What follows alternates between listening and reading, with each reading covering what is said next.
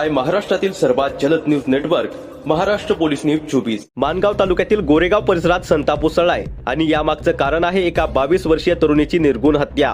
19 April 2026 रोजी लोणोरे येथील एका लॉजमध्ये घडलेले हे भीषण हत्याकांड। पण धक्कादायक बाब म्हणजे अजूनही आरोपी फरारच। या प्रकरणात सुरुवातीपासूनच अनेक शंका उपस्थित होत आहेत। नेमकं काय घडलं, कोण होते सहभागी आणि खरा हेतू काय होता, यावर अजूनही स्पष्ट उत्तर नाही। पोलीस यंत्रणेनं 2 दिवसात आरोपीला अटक होईल असं सांगितलं होतं, पण आजपर्यंत काहीच निष्पन्न झालं नाही। तपासात ढिलाई की काहीतरी लपवलं जातंय असा सवाल आता जनतेकडून विचारला जातोय। ही केस मुद्दाम वेगळ्या वळणावर वळवली जात आहे का? राजकीय दबावामुळे तपासाची दिशा बदलते का? या संशयामुळे संपूर्ण प्रकरण आणखी तापलं आहे। या सर्व पार्श्वभूमीवर आता जनतेचा संताप उफाळून आलाय। गोरेगावमध्ये 25 एप्रिल रोजी सकाळी 10 वाजता जन आक्रोश मोर्चा काढण्यात येणार आहे आणि एवढ्यावरच न थांबता गोरेगाव पोलीस स्टेशन समोर बेमुदत ठिय्या आंदोलन छेडण्याचा इशाराही देण्यात आलाय। आरोपीला अटक करा, पीडितेला न्याय द्या, या एकाच मागणीसाठी आता संपूर्ण समाज एकवटला आहे। आता प्रश्न एकच, न्याय मिळणार का की हे प्रकरण राजकारणातच गडप होणार? ही बातमी पाहत रहा, कारण पुढचा प्रत्येक अपडेट महत्त्वाचा असेल। गुन्हा दाखल झालेला आहे, जर गुन्हा दाखल झालेला आहे ना, त्याचा सीआर नंबर जाहीर करावा। त्याचा सीआर नंबर जाहीर झाला तर ऑटोमॅटिक त्याचा संपूर्ण बायोडेटा लोकांसमोर पोहोचेल ना। याचा अर्थ असा आहे की तुम्ही कुठेतरी खोटं मीडियासमोर दाखवताय आणि कुणीतरी खोटं पोलीस मार्फत अफवा फैलवतात। हा मुद्दा म्हणून गुन्हा झालेला आहे, दाबण्याचा जास्तीत जास्त प्रयत्न कोण करत आहे याच्यासाठी आम्ही सगळे या ठिकाणी बसलेले आहोत। याचा छडा लावणार म्हणजे कुठला पैसे लावणारच, त्याच्यावरती कितीही मोठे कोण असतील राजकारणी तरी त्याला आम्ही त्यांना सोडणार नाही। जसं काय पत्रकारांनी देखील एफआयआर दिलेला नाही।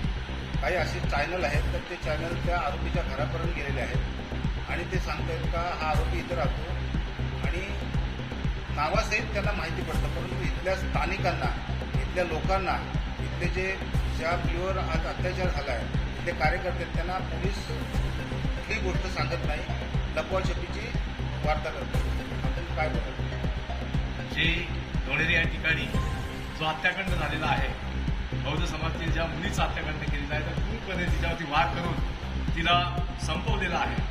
आज वास्तविकता समाज, बहुजन समाज उग्र होऊन त्या पोलीस स्टेशन दरबारी जात असताना सुद्धा पोलीस ही प्रथम दिशाभूल समाजित करत आहे। पोलिसांनी एवढी दिशाभूल केलेली आहे की काही स्थानिक आमदार, खासदार, मंत्री असतील त्यांना सुद्धा सांगितलं गेलेलं आहे की त्याला आम्ही पकडलेलं आहे। जर पोलिसांनी पकडलं असेल तर त्यांनी नाव जाहीर करायला पाहिजे होतं। मुळात म्हणजे बौद्ध समाजाचे कार्यकर्ते, नेते गेले, त्यांच्यावर बहुजन समाज सुद्धा, सर्वसामान्य सर्व पक्षांचे नेते त्या ठिकाणी जात असताना कुठल्याही प्रकारे पोलिसांनी त्या नावाचा उच्चार सुद्धा काढला नाही। मग तुम्ही जर पकडला करता समाजाला आणि बहुजन समाजाला शांत बसण्याचं काम करता तुम्ही, तर मुळात याच्यामध्ये पोलिसांचंच कुठेतरी पाणी मुरतंय। म्हणून या ठिकाणी हे प्रकरण लांबवलं जात आहे। जो कोण मीडियावाला ज्या गावात जाऊन जर ती बातमी घेत असेल आणि सांगत असेल तर तो व्यक्ती रत्नागिरीचा आधार कार्ड देऊन जर तो व्यक्ती ह्या लॉजवरती गेला असेल तर त्या लॉजची पूर्णपणे चौकशी करण्यात यावी। कारण त्या ठिकाणी जर त्या ऍड्रेस त्याला भेटतोय, त्या मुलगी बरोबर नसताना या मुलीला देणारा दुसरं कोण आहे हे तिसरं शोधून काढणं गरजेचं आहे। मुळात म्हणजे डीवायएसपी ज्या पद्धतीने तपास करायला पाहिजे तो तपास मुळात होतच नाही। खूप कमी केस पडतात असं आम्हाला वाटतंय। मी सुद्धा एसपीला फोन केला होता, फोन केला असताना सुद्धा एसपी त्याच वेळेस रात्रीचे गोरेगाव पोलिसांमध्ये आले होते, परंतु कुठल्याही समाजाच्या कार्यकर्त्यांना बरोबर घेऊन कुठलंही काम केलेलं नाही। वास्तविकता आता उद्रेक होण्याची वेळ आलेली आहे, तरी सुद्धा पोलीस प्रशासन गप्प आहे। का गप्प आहे समजत नाही की त्यांच्यावर कोणाचा दबाव आहे, एवढा वेळ लागतो का? तर मुळात जो व्यक्ती रत्नागिरीचा म्हणतात तो व्यक्ती रत्नागिरीचा असून आता आम्हाला संशय वाटायला लागला की तो स्थानिक या गोरेगावमध्ये पाणी मुक्तय त्या व्यक्तीचं, म्हणून या व्यक्तीचं केवळ पोलीस नाव आलं नाही पुढे। त्याच्यामुळे पहिला प्रथम मी सांगतो त्या कुकर्म करणाऱ्या नावाचा पहिला जाहीर दिशा तालुक्याच्या वतीने करतोय आणि या येणाऱ्या 2-3 दिवसाचा अल्टिमेट दिलेला आहे की 25 तारखेला जर तिथपर्यंत त्या कुकर्म करणाऱ्या नावाला अटक केली गेली नाही तर सर्व सिव्हिल सगळं आम्ही बाहेर काढू। पण तुम्हाला एक विनंती राहील प्रशासनाला की बघा, अजूनपर्यंत तुम्ही अंत पाहू नका, बहुजन समाजाचा अंत पाहू नका। तुम्ही मुलात सुद्धा त्या मुलीची क्रूर हत्या त्या ठिकाणी केलेली आहे, तो मुलात सुद्धा तिथेही तपासणी व्हावी। कारण तिथं जर का या मुलीला कुणी नेली, कशी नेली, कोणी बिंदास तिथे लॉजमध्ये जातो का, तिथे सीसीटीव्ही कॅमेरे आहेत की नाही, तिथल्या कर्मचाऱ्यांचा, त्या मालकाचा कसून चौकशी करायला घ्यावी आणि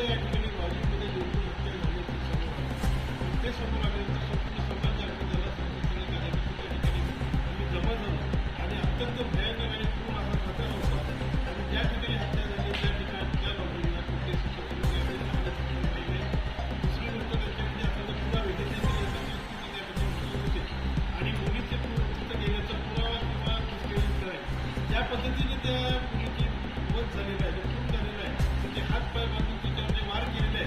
तर आमच्या मते तरी या ठिकाणी एकच आरोपी असेल असं वाटत नाही. तर इथे एकापेक्षा जास्त आरोपी असू शकतात. तर त्या दृष्टीने पोलिसांनी शोध घ्यायला पाहिजे, परंतु त्या दृष्टीने शोध घेतला जात नाही असं समजतं. आणि ही जी मुलीची हत्या झालेल्या मुलीची बॉडी आम्ही समाजाचे लोक ताब्यात घेणार नव्हतो, परंतु आरोपी मिळालेला आहे, तो जवळच आहे आणि आमचा तो थोड्याच वेळामध्ये आम्ही त्याला अटक करणार आहोत. आणि म्हणून शवाची दुर्दशा होऊ नये म्हणून ती बॉडी आम्ही ताब्यात घेतली नाही. आम्ही त्याच वेळेस ती बॉडी ताब्यात घेणार होतो. आणि पोलिसांना आम्ही त्यावेळेला अल्टिमेट दिला होता की तुम्ही 24 तासाच्या आत या आरोपीला पकडायला पाहिजे. त्याप्रमाणे ते 24 तासाच्या आत आरोपीला पकडलेलं नाही. त्याच्यानंतर कालच या ठिकाणी मोठी शोकसभा झाली आणि निश्चित सभा झाली. या निश्चित सभेला जवळजवळ 1000 लोक उपस्थित होते.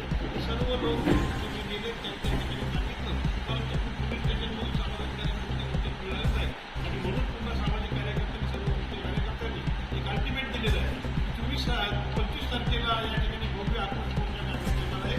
आणि त्या आक्रोश मोर्चा काढल्यानंतर एक या ठिकाणी सांगत की आतापर्यंत समाज शांत होता, परंतु ज्याला 25 तारखेला समाज हा रस्त्यावर येईल, तो रस्त्यावर आल्यानंतर निर्णय घेतल्याशिवाय समाज घरी जाणार नाही.